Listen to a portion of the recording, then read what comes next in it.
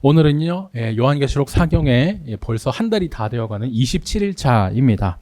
나라답지도 않은 나라 탈출이라는 제목으로 함께 하나의 말씀 듣겠습니다. 제가 아는 중국 선교사 한 분이 계시거든요. 저보다 훨씬 나이가 많으신 분인데 그분이 좀 괴짜입니다. 어떤 느낌이냐면 이게 신학적으로 나랑 같은 학교 나가신 거 맞나? 이제 싶은 그런 것도 있지만 엉뚱한 곳에서 좀 장난기가 정말 많으신 분이거든요. 이제 어떤 곳인지 제가 얘기를 드리려고 하는데, 한국의 미군 부대가 땅은 이제 한국에 있지만 법적으로 이제 그 안은 한국법이 아니라 이제 미국 영토지 않습니까? 미국 법을 따르는데, 이제 중국에 있는 우리나라 대사관도 약간 그런 성격을 가지고 있습니다. 예. 대사관 앞에는 여기 중국 공안이라고 하는 이제 경찰을 이제 공안이라고 부르는데, 이 경찰들이 지키고 있어요. 옛날 같으면은 이제 지금은 막힌 방법이지만 탈북자들이 이 담이라든지 이걸 넘어가지고 해외에 있는 우리 대사관 안으로 많이 들어갔습니다. 예. 헌법상 이제 북한 주민들도 우리나라 국민이기 때문에 이제 대사관에서는 일단 중국 공안들도 한국 이제 영토와 가까운 이 대사관에 들어왔기 때문에 함부로 이렇게 하지를 못하는 거예요. 그래서 탈북자들이 일단 넘어만 오면 대사관 분들이 이제 그 탈북자 분들을 잘 모셔가지고 한국으로 탈북을 도와주고 이제 그렇게 많이 했었습니다. 지금은 이제 많이 막혔지만 이제 그 방법을 썼었는데요. 당시에 이제 중국 정부 입장에서도 그랬지만 지금도 그렇고 북한과의 관계가 이제 중국은 있기 때문에 어쨌든 북한도 엉터리긴 하지만 사회주의, 공산주의 이 타이틀이 있지 않습니까? 그래서 같은 편이라고 생각을 해서 중국 공안이 한국과 북한이 있으면은 이제 북한의 편을 들어주는 거예요. 그래서 탈북자들이 웬만해서는 이제 최대한 대사관으로 못 들어오게 막는 그 역할을 했었습니다. 철저히 감지를 해요. 언제는 이제 선교사님이 한국 분이신데 이 대사관 갈 일이 생겼습니다. 그래서 한국 사람이 이제 한국 대사관 가는 거니까 당당하게 들어가면 되잖아요. 내 나라 일을 보러 가는 거니까요. 근데 이분이 그러시면 안 되는데 장난기가 발동을 한 거예요. 왜냐면 외관상으로 봤을 때는 남한 사람인지 북한 사람인지 중국 사람인지 구별이 잘 안 되다 보니까 이제 담을 뛰어갈 것처럼 멀리서 막 이렇게 전력 질주를 해가지고 막 여기 앞까지 이제 뛰어갔답니다. 이때보다 아마 더 옛날 모습일 것 같은데 공안들이 당황하겠죠. 그러면서 뭐야 하면서 막 그렇게 있는데 이제 입구에 딱 다 와가지고 잡힐 것 같으니까 여권을 딱 이렇게 내밀었답니다. 그러니까 당신 왜 뛰어왔습니까? 이러면 나는 지금 볼 일이 급해서 지금 뛰어가는 거다 이런 식으로 얘기를 해가지고 비껴갔다고 하는데, 요즘에는 안 되죠. 요즘 같으면은 중국 공안을 무시하는 것이냐 하면서 일이 커졌을 수도 있을 텐데, 당시에 이제 그 옛날 그런 일이 있었다고 얘기를 해주셨던 내용이 기억이 납니다. 해외에 나가서 있다 보면요, 결국에 나는 한국 사람이다, 나는 한국에서 살아야겠구나 이렇게 느끼는 순간이 많은데요, 여권을 볼 때 또 이제 내 국적이 나는 한국 사람이구나 그것을 이제 느끼게 됩니다. 한국에 돌아올 때 이제 말도 편하고 어쨌든 내가 주인인 내 나라니까 눈치 볼 필요도 없고 너무 좋다 이렇게 안식하면서 편안한 기분도 이제 느꼈는데요, 저희가 이제 오늘 사경의 27일 차로 이제 말씀을 듣게 됩니다. 8월 이제 4일까지 이제 9일 정도밖에 이제 안 남았는데요, 여러 심판을 지나서 음녀 바벨론이 멸망하는 이 환상까지 저희가 오게 됐습니다. 이 세상에서는 저희가 이 한국이라는 이제 국적을 가지고 있다면 저희에게 이제 국적이 하나 더 있지 않습니까? 하늘 시민권. 바로 하나님 나라 이 시민권을 가지고 있습니다. 한국인인 우리가 외국에 있을 때 이제 그 나라에 만약에 문제가 생긴다 그러면은 이제 정부에서 여기 대한민국 공군에서 보내줬던 건데 전 세계까지 보내줘가지고 탈출할 수 있게 이제 도와줬거든요. 정말 우리나라가 선진국이 됐구나 이거를 많은 나라들이 이제 실감을 했는데, 중동에 이제 전쟁이 터졌을 때 많은 교민들, 특히 이스라엘에서 대피할 때는 대부분 선교사님이었던 이제 목사님들이 이 우리나라 정부의 도움을 받아서 탈출을 했었습니다. 오늘 말씀에서요, 하나님은 이 심판받아서 멸망하게 될 바벨론이라는 나라에서 탈출하라라고 말씀을 하시거든요. 바벨론이 이제 상징으로서 이제 로마 제국을 뜻하는 것이고, 더 나아가 이제 사탄을 말씀하시는 거지만 이 계시록 우리 안에서 로마 제국을 탈출해라 이렇게 말씀을 하시는 거예요. 그런데 계시록 말씀에서는 이미 예수님을 믿고 있는 그 7교회 성도에게 주신 말씀이지 않습니까? 로마의 소아시아에 살고 있는 사람인데 그 사람들에게 로마를 탈출해라. 이게 무슨 뜻일까?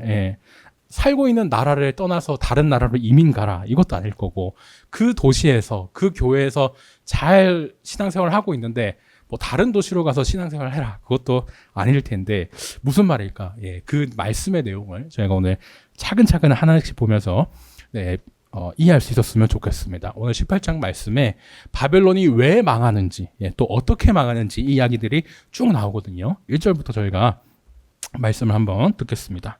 요한은 이제 앞서 환상을 보고요. 이제 곧이어 가지고 다른 환상을 봅니다. 그게 이제 이 일 후에라고 이렇게 되어 있죠. 우리말로 이제 번역이 이 일 후에라고 되어 있다 보니까 마치 한 일이 일어나고 다음에 일어난 일을 본 것 아닌가, 시간 순서로 된 것이 아닌가 이렇게 이제 많이들 생각을 하지만 이단들은 그렇게 주장을 하지만 저희는 여러 번 말씀드려서 아닌 거를 알고 계실 것 같습니다. 요한이 환상으로 볼 때는요, 이제 영과 육이 합쳐진 상태로 이제 성령으로 이제 반모섬에 있으면서 환상을 봤기 때문에 한 번에 한 상을 한 번밖에 보지 못하지 않습니까? 사람이기 때문에. 그래서 쓰신 방법이 여러 개를 반복하면서 여러 관점으로 이제 보게 해주는 내용이었습니다. 무슨 말인가? 더 제가 설명을 좀 드리고 싶은데요. 우리는 지금 3차원 입체 세계에 살고 있습니다. 이게 원기둥이잖아요.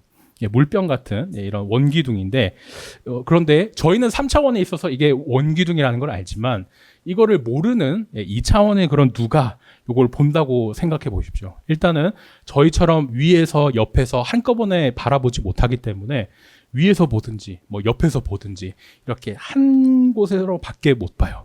그래서 이것을 위에서 본다. 그러면은 그 사람한테는 우리는 원기둥이라는 걸 알지만 그 사람한테는 이게 동그라미로 보이지 않겠습니까? 그죠. 그리고 또 다른 사람이 그 사람이 옆에서 본다. 그러면은 아까는 원이었는데 지금은 네모였네. 이렇게 또 보이지 않겠습니까? 그리고 또 만약에 잘라서 단면으로 본다 하면 납작한 타원으로도 이렇게 보일 겁니다. 이런 동그란 기둥 하나를 가지고 반복하면서 언제는 동그라미로 봤다가 네모로 봤다가 납작한 타원으로 봤다가 이렇게 보면 그 3차원에 있는 우리와 같은 그런 3차원의 사람이 아닌 사람도 이게 뭔지 그래도 좀 감을 잡지 않겠습니까? 이게 이런 게 있구나. 원기둥이라는 것이 여기서 보면 이렇고 저렇고 이해를 좀 할 수 있겠습니다.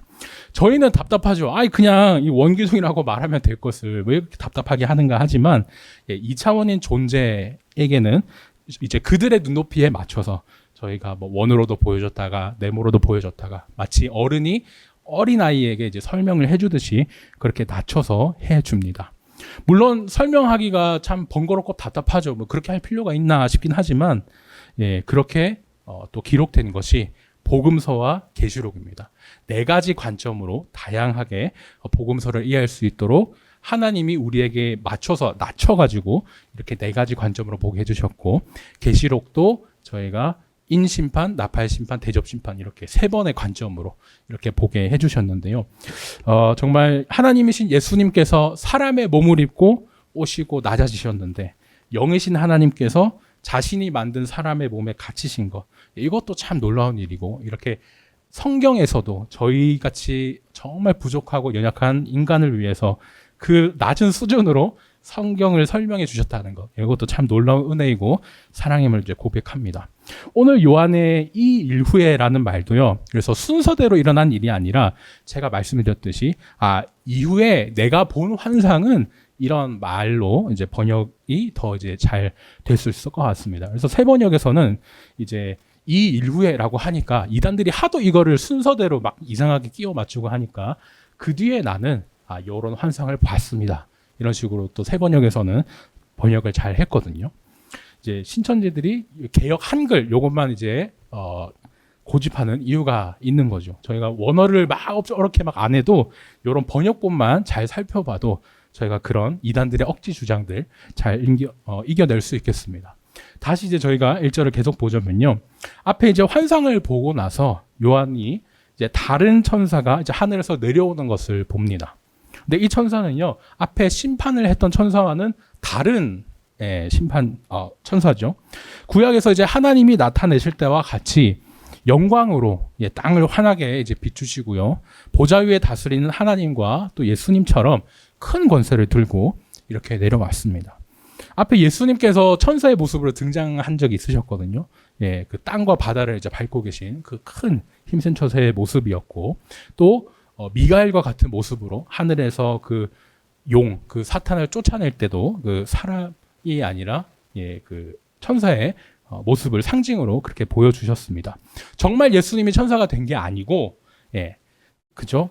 요한이자 환상으로 또 상징으로 보여주시다 보니까 그렇게 이제 환상 속의 천사의 모습으로 이제 보여주신 거죠. 2000년 전에 이제 말씀이신 예수님께서는 이제 사람의 몸을 입고 이 땅에 오셨던 것처럼 이게 똑같은 요한이 요한복음에 기록했던 말씀인데 계시록에서는 환상 중에 이제 상징으로 천사의 모습으로 이렇게 나타나셨습니다. 예수님이 이제 이 천사의 모습으로 환상 중에 오셔가지고 이 바벨론을 심판할 분으로서 그 심판의 메시지를 이제 오늘 쭉 전하시는 거예요. 하면 뭐라고 말씀하시는가? 모두가 들을 수 있는 이 힘찬 목소리로 이제 외치시기를 무너졌도다, 무너졌도다, 큰 성 바벨론이여 이렇게 말씀하십니다.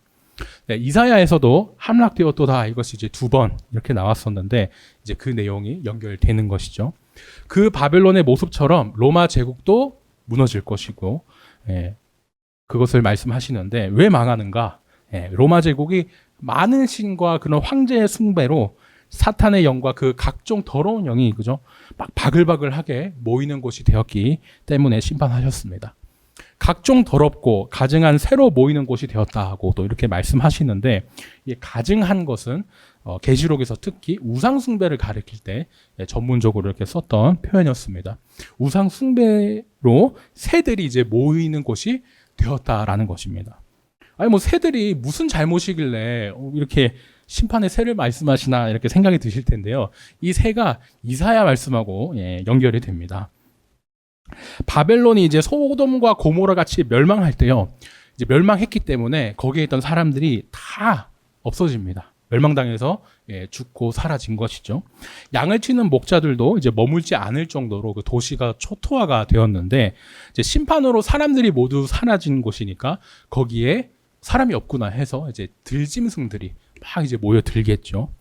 동물들은 이제 자신들이 생각하기에 가장 안전한 곳에 둥지를 틉니다. 그 둥지 튼 곳에 짝을 이어서 새끼를 칠 정도로 알을 낳고 살 정도로 이제 사람을 찾기 힘든 곳이 되어버린다는 거예요. 그러니까 멸망도 그냥 멸망하는 게 아니라 정말 초토화되고 그 모습을 보여줍니다. 그렇게 새끼를 치면서 짝을 이룬 이제 야생 동물들, 새들이 올뱅이, 부엉이, 솔개들입니다. 다 새들이죠, 그죠? 여기 이제 34장, 죄송합니다. 여기 이사야 34장 16절 말씀도 이제 정말 중요한데요. 원래는 이제 지금 잘 나가던 바벨론이 곧 심판으로 멸망할 거야. 이거를 이제 알려주신 내용인데 이제 신천지나 여러 이단에서는 뭐라고 얘기하냐면요. 말씀에 짝이 있다. 이러면서 이제 짝을 찾아 뭐 끼워 맞추기 그 교리를 설명할 때 이 기초 세뇌 단계에서 이제 쓰는 말씀입니다. 여호와 책에서 찾아 읽어보라. 제 짝이 없는 것이 없다. 이렇게 얘기를 하면서 봐라. 성경에 짝이 있다 그러는데 우리 신천지가 이렇게 가짜로 이게 짝을 맞춰서 하는 이것이 옳은 방법이다. 이렇게 세뇌를 시키는 거예요. 그 교리가 제가 아까 미리 보여드렸는데 어떤 거냐면 여기 히브리서에 나오는 구름은 이제 허다한 증인인데 허다한 증인들이 그렇게 구름같이 많다는 표현으로 히브리서에는 썼는데 이제 구름은 허다한 증인이다.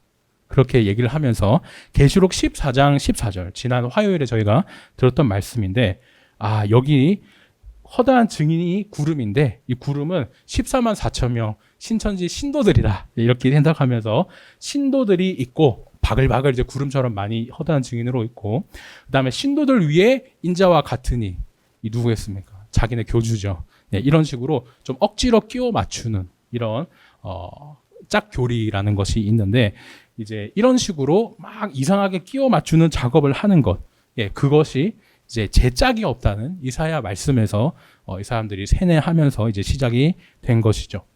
하지만요, 이 실제 짝이 없다는 것은 전혀 다른 그 뜻을 가지고 있습니다. 하나님께서 바로 앞에 이제 14장 15절에서 바벨론이 이제 심판받아서 어떤 꼴 나는지 봐라.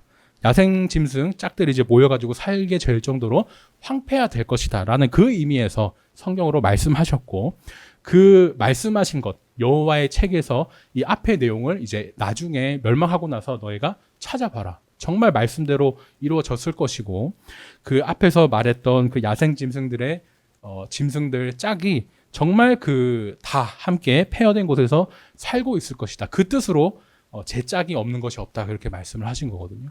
근데 이것을 가지고 이제 신천지가 이상하게 해석을 한 것입니다. 저희는 이제 계시록 전체 문맥 안에서 올바르게 이렇게 해석을 할 수 있었죠. 이 말씀이 오늘 이제 2절에 나온 이 각종 더러운 영이 모이는 것과 각종 더럽고 가증한 새들이 모이는 곳이 되었다. 이 뜻입니다. 이 계시록만 잘 해석해도 잘못된 교리, 그죠? 이런 것들을 다 저희가 찾아낼 수 있겠습니다. 그동안 이제 우상을 숭배했던 것에 이제 하나님께서 진노의 포도주를 피와 같이 이제 부으신 것이 있습니다. 그 우상 숭배와 로마 제국이 주는 경제적 그리고 또 군사적인 보호를 미끼로 수많은 식민지들의 왕이 로마 황제를 신으로 모시면서 우상 숭배를 했죠. 그러면서도 엄청난 사치를 부렸습니다. 근데 그것이 정말 막 로마 제국이 자기네 부로 이룬 것이냐? 아니죠. 모든 식민지의 그런 수많은 곳에서 뺏어오거나 식민지 사람을 노예로 부리거나 약탈하거나 그렇게 착취한 결과였습니다. 이제 이 요한은요, 하늘에서 또 다른 음성을 들어요. 말씀하시기를 내 백성아 거기서 나와서 그 죄에 참여하지 말고 그가 받을 재앙을 받지 마라. 이렇게 말씀하시죠. 소돔과 고모라 때 이제 롯에게 탈출하라고 이렇게 미리 알려주셨는데 그와 같은 이제 대피 명령을 이제 주신 겁니다. 성도들에게 주신 거죠. 여기서 이제 거기서 나와 이제 그 말은 앞에서 이제 저희가 그럼 이미 로마 제국 안에 살고 있는 그 성도들한테 어디서 나오라는 것인가 그 궁금함을 가지게 했었는데 저희 한번 생각해 보겠습니다. 7교회 성도들이 로마 그 소아시아에 살고 있는데 로마로부터 탈출하라. 이 말인가? 아니면 자신들이 다니는 교회를 떠나서 다른 교회를 가라. 그 말인가? 생각이 들지만 생각해 보시면은 바벨론이라는 말 자체부터 또 상징이었습니다. 그죠? 문자적으로 아니면 정말 그 지역을 떠나라. 그 말이 아니었고요. 바벨론이 이제 당장은 로마 제국이고 더 나아가서는 성도를 핍박하는 모든 세력, 사탄을 상징하는 거였습니다. 그러니까 황제만 숭배하면 안전하게 보호해주고 돈도 잘 벌게 해주겠다는 그 사탄의 유혹, 그 유혹하는 세상에 살고 있는데 그것으로부터 벗어나라라는 그 의미입니다. 그러니까 기억해 보시면은 7교회도 음행하는 그러니까 즉 양다리를 걸친 사람들이 있었습니다. 니골라당, 발람의 교훈, 이세벨, 거짓 선지자들의 그 가르침을 잘 물리친 교회도 있었지만 교회 중에 이제 소가 넘어가지고 혼나는 교회도 있었지 않습니까? 에서보드 사빌라 중에 라오디게아 교회 대표적으로 그렇게 있었는데 신앙과 로마 사이에 적당히 이제 타협을 하면서 괜찮아 남들도 그 우상숭배 다 하던데 뭘 주일날 예배 드렸으면 됐지 뭘 더 바래 종교 생활도 내가 좀 여유가 있어야 하는 거지 이런 생각을 한다든지 돈을 벌기 위해 이제 우상숭배를 또 할 수도 있지만 내가 나 잘 되자고 이런 줄 아십니까? 돈 벌면 그걸로 헌금할 거예요. 이런 식으로 적당하게 타협하면서 이렇게 생각하는 사람들이 많았습니다. 이 사람들이 바로 교회 다닌다고 하면서 실은 그죠 신랑이신 예수님을 두고 바람을 핀 간음하고 음행을 한 그 사람들이죠. 그래서 여기서 오늘 말씀에서 거기서 나와라 그 말은 7교회 중에 그렇게 양다리 걸치던 사람들에게 너 음행하는 것 그러니까 우상숭배를 확실히 끊어라. 왜냐하면 네가 숭배하는 그 우상은 무너질 것이고 로마 제국은 없어질 것이기 때문에 이렇게 이제 경고를 하시면서 대피 명령을 이제 주시는 겁니다. 이 사람들의 죄는요 이제 하늘에까지 닿았고 성도를 우상 숭배하도록 유혹한 바벨론 이제 로마 제국이죠.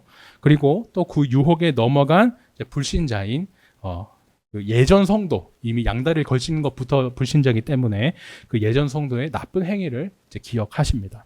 창세기에서 사람들이 이제 바벨 탑을 쌓았어요. 그 바벨론이 하나님 같이 이제 자기네들을 섬기도록 우상 숭배하도록 강요를 했는데 그것처럼 정말 그 죄가 하늘에까지 미치고 쌓이게 됩니다. 성도들은 이제 기도가 하나님께 이제 올라가는데 우상 숭배자들은 그들의 죄가 하나님께 이제 올라가죠. 성도들은 기도가 그리고 우상 숭배자들은 그들의 죄가 하나님께 이제 올라가는 이 모습을 또 저희가 비교할 수 있겠습니다. 이제 이 로마 제국과 로마 황제를 우상으로 섬긴 자들에게 그들이 이제 자기의 죄를 하나님께 지은 만큼 그 행실의 배로 심판을 하십니다. 로마 제국은요 그동안 성도들을 이제 많은 돈, 뭐 명예, 안전 이런 것으로 이제 유혹을 했고요. 이래도 로마 황제 안 섬길 거야? 이렇게 협박도 하면서 엄청 핍박도 하고 이제 고통도 줬습니다. 사회적으로 이제 죽은 사람 취급을 당한 성도도 있었고 실제로 이제 피를 흘리면서 목숨을 잃은 그 죽은 순교자들도 있었죠. 로마 제국이 줬던 그 재앙의 잔이 있다면 그것을 배로 로마 제국에게 이제 돌려주는 겁니다. 얼마나 이 과거의 영광이 화려했든지요. 이제 남을 속이고 빼앗아 얻은 돈으로 사치를 부렸든지 이제 그만큼에 해당하는 충분한 고통과 애통함으로 이제 갚아주는 거예요. 예, 만약에 나에게 멱살을 잡았다. 그럼 그 멱살 잡은 거 또 돌려주고 다 그냥 이제 저희가 생각할 수 있는 모든 그런 고통과 애통함들, 이런 원한들 이런 것들을 이제 하나님께서 갚아주실 것입니다. 로마 제국은요 결코 망하지 않을 나라처럼 보였거든요. 스스로 그래서 생각하기에 마음으로 생각할 때 나는 왕이고 이 세상을 잘 다스리고 있는데 이 음녀이기 때문에 이제 여왕이라고 표현을 했습니다. 나는 왕이기 때문에 결코 망할 리가 없어. 절대 뭐 슬퍼할 일이 뭐 일어날 일도 없어. 뭐 과부처럼 힘이 없거나 무시당하는 그런 존재도 아니고 하면서 막 엄청 자만하고 있었죠. 그런데 오히려 그렇게 자만하기 때문에 어떻게 하십니까? 하나님이 그러므로 그 큰 도시를 하루 만에 그냥 확 심판해 버리실 거예요. 죽음과 슬픔, 기근 이 재앙이 성을 덮쳐가지고 모조리 불타 없애십니다. 소돔과 고모라 같이 그렇게 이제 불타 없애지겠죠. 요한계시록에 많이 등장하는 불과 요항, 뭐 다 소돔과 고모라, 그 다음에 애굽의 재앙, 뭐 이런 것들이 다 연결되는 거 저희가 이제 보실 수 있습니다. 나는 절대 망할 리가 없어 이렇게 생각을 하지만 그 망할 리가 없다고 생각했던 일, 그 망하게 하시는 것까지 우리 하나님은 전지전능하시기 때문에 하실 수 있죠. 강하고 전능하신 우리 하나님께서 심판을 하시게 됩니다. 오늘 말씀을 정리해 보겠습니다. 오늘 하나님께서는요, 이제 아직도 이 교회와 우상 사이에 이 양다리를 걸치는 성도가 있다면은 그 사람들을 향해서 곧 심판으로 멸망할 것이고 그 우상 아무것도 아니고 사라질 것이니까 빠져나와. 이렇게 대피 명령을 주셨습니다. 구약 때는 바벨론이 그렇죠. 정말 그렇게 말씀대로 망했고 나중에 로마 제국도 망했습니다. 저희는 망한 이후에 이렇게 하나님이 태어나게 해주셨기 때문에 역사를 알고 있죠. 그런데 저희에게는 또 아직 멸망하지 않은 바벨론이 있습니다. 지금 대한민국에 사는 우리에게도 이제 있죠. 사탄과 사탄을 따르는 그 세력들입니다. 이 세력들은 이제 결코 특정 국가나 세력을 말하는 것은 아닙니다. 뭐 제가 예시를 아니면 또 예화를 들기 위해 중국을 보여줬지만 예전에는 뭐 소련이라 그랬다가 소련 망하고 나니까 또 중국으로 바뀌었다가 뭐 북한이었다가 막 왔다 갔다 하거든요. 마귀는 속이는 자로서 계속 원래 모습을 바꿉니다. 그래서 특정 국가라고 이렇게 생각하기보다 사탄과 그 사탄의 세력들로 저희가 이제 모든 나라가 그 대상이 될 수 있음을 또 생각해 봐야겠죠. 사탄은 우리에게 이제 하나님 없이도 이것만 되면 된다 이렇게 속입니다.